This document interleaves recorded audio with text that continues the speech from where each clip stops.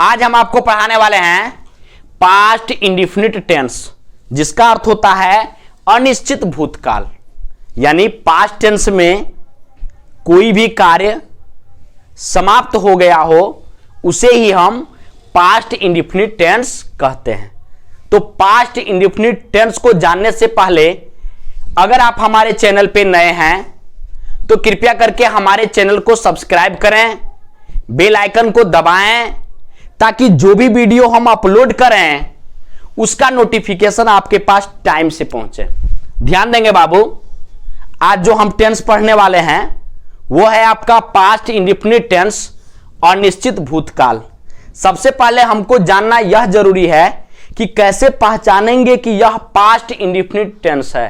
तो ध्यान देंगे बाबू, पहचान है यहां पे इसका, जिस हिंदी वाक्य के क्रिया के अंत में, जिस हिंदी वाक्य के क्रिया के अंत में आ, ए, ई, या, ये, ई, तथा, तिथि, तेथे, या इसमें यह भी जुड़ सकता है था, थे, थी इत्यादि शब्द आता है, उसे हम पास्ट इंडिफिनिट टेंस कहते हैं। समझ में आ गया होगा?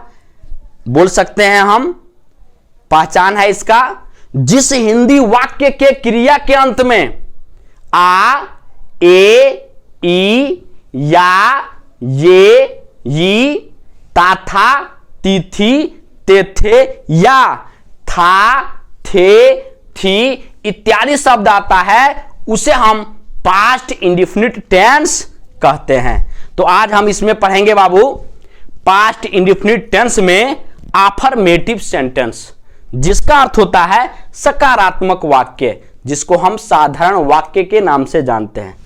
अफर्मेटिव सेंटेंस के भी कई नाम हैं, इसको हम पॉजिटिव सेंटेंस भी बोलते हैं, ओके, एसर्टिव सेंटेंस भी बोलते हैं, सिंपल सेंटेंस भी बोलते हैं। समझ में आ रहा है कि नहीं? ध्यान देंगे बाबू, पास्ट इंडिफिनिट टेंस में अफर्मेटिव सेंटेंस, सकारात्मक वाक्य, इसको किस प्रकार से यूज करना है, क्या नियम है इसका, कैसे हम हिंदी से इंग्लिश में ट्रांसलेट करेंगे।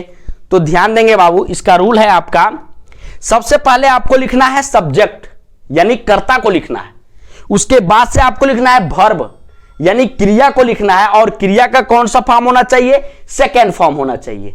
उसके बाद से आपको क्या लिखना है बाबू, ऑब्जेक्ट लिखना है, और उसके बाद से क्या लिखना है, अदर्स लिखना है। ये जो रूल है आपका, ये सिर्फ आपका पास्ट इंडिफिनिट टेंस के अफर्मेटिव सेंटेंस का रूल है, यानी साधारण वाक्य, सकारात्मक वाक्य का यह आपका रूल है, जो क्रिया का सेकेंड फॉर्म है। ठीक है ना? जैसे ही आप अफर्मेटिव सेंटेंस से जैसे ही आप निगेटिव में जाएंगे, इंट्रोगेटिव सेंटेंस में जाएंगे, या इंट्रोगेटिव एंड निगेटिव सेंटेंस में जाएंगे, तो रूल आपका चेंज हो जाएगा। और निगेटिव सेंटेंस से हम सहायक क्रिया का भी प्रयोग करना क्या कर देंगे, शुरू कर देंगे। जिस टेंस में सहायक क्रिया अर्थात पास्ट इंडिफिनिट टेंस में जो सहायक क्रिया होता है वो होता है did. Singular number, plural number, okay, कुछ भी आए तो वहां पे आपको सहायक क्रिया क्या यूज करना है, डिड का यूज करना है। और कब से यूज करना है डिड का प्रयोग, यानी जब आप पास्ट इंडिफिनिट टेंस के निगेटिव सेंटेंस में पहुंचेंगे, इंट्रोगेटिव सेंटेंस में पहुंचेंगे, या इंट्रोगेटिव एंड निगेटिव सेंटेंस में पहुंचेंगे, तब आपको जरूरत आएगा सहायक क्रिया क्या लगाने का, डिड लगाने का। लेकिन जब तक आप पास्ट इंडिफिनिट टेंस के अफर्मेटिव सेंटेंस में रहेंगे, यानी सिंपल सेंटेंस में रहेंगे, ओके, तब तक आपको डिड का यूज नहीं करना है। आपको किसका यूज करना है, यानी सहायक क्रिया यहां पे यूज करना ही नहीं है, बस आपको सब्जेक्ट लिखना है और क्रिया का सेकेंड फॉर्म यूज करना है।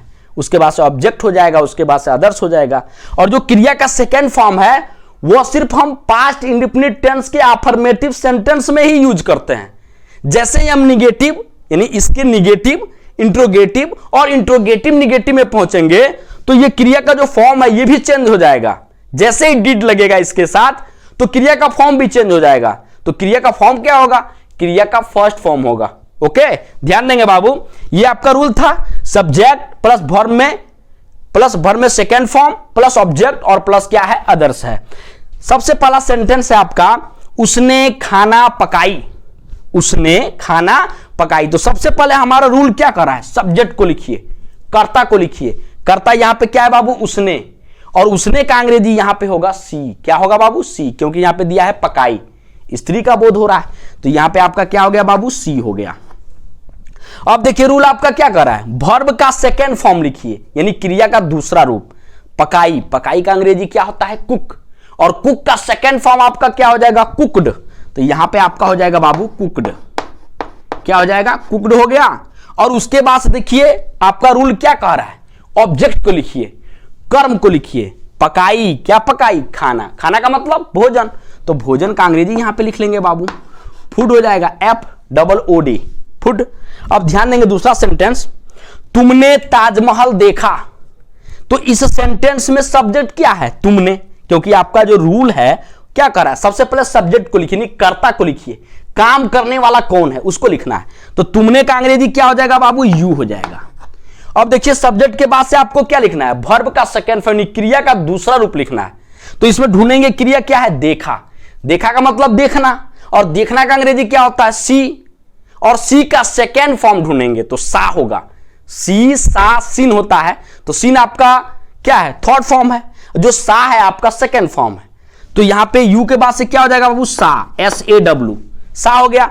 अब देखिए आपका रूल क्या कर रहा है, ऑब्जेक्ट को लिखिए, यानी कर्म को लिखिए। देखा, क्या देखा, ताजमहल, ठीक है। तो ताजमहल का अंग्रेजी लिखने से पहले क्या लगाएंगे, द, और उसके बाद से क्या हो जाएगा बाबू, ताजमहल। ओके, उसके बाद से आपका फुल स्टॉप हो जाएगा। अब ध्यान देंगे अगला सेंटेंस आपका, मैंने तुम्हारी मदद की। सबसे पहले आपको क्या लिखना है बाबू, सब्जेक्ट, यानी कर्ता लिखना है। कर्ता यहां पे क्या है, मैंने। ये बताइए मैंने का अंग्रेजी क्या हो जाएगा बाबू, आई। अब कर्ता के बाद आपको क्रिया का सेकेंड फॉर्म लिखना है। तो यहां पे देखेंगे क्रिया क्या है, मदद करना, और मदद करने का अंग्रेजी क्या होता है बाबू, हेल्प, और हेल्प का सेकेंड फॉर्म हेल्प्ड हो जाएगा, यानी HELPED, हेल्प हो गया। उसके बाद से ध्यान देंगे वर्ब के बाद से आपको लिखना है ऑब्जेक्ट, यानी कर्म को लिखना है। अब कर्म यहां पे क्या है, मदद की, किसकी मदद की, तुम्हारी, तो ये आपका कर्म है। ओके, ऑब्जेक्ट है। तो तुम्हारी का अंग्रेजी क्या होगा, यू। यू क्यों होगा, क्योंकि तुम्हारी का अंग्रेजी योर होता है ना। यू क्यों होगा, क्योंकि यहां पे जो तुम्हारी है यह ऑब्जेक्ट का काम कर रहा है, ऑब्जेक्टिव केस बोलते हैं इसको, तो इसीलिए यहां पे तुम्हारी का अंग्रेजी क्या हो जाएगा बाबू, यू हो जाएगा। उसके बाद से आप फुल स्टॉप का प्रयोग कर लेंगे। अब अगला सेंटेंस देखेंगे, वह क्रिकेट खेलता था, वह क्रिकेट खेलता था। तो ध्यान देंगे बाबू, सबसे पहले आपको सब्जेक्ट को लिखना है, और सब्जेक्ट यहां पे क्या है, वह का अंग्रेजी क्या हो जाएगा बाबू, ही हो जाएगा। उसके बाद से आपको क्या लिखना है, वर्ब का सेकेंड फॉर्म, यानी क्रिया का दूसरा रूप। अब इस सेंटेंस में क्रिया ढूंढेंगे, क्या है, खेलता। खेलता का मतलब खेलना, और खेलना का अंग्रेजी क्या होता है, प्ले, और प्ले का जो सेकेंड फॉर्म होता है प्लेड होता है। तो यहां पे आपका क्या हो जाएगा बाबू, प्लेड हो जाएगा, PLAYED, प्लेड हो गया।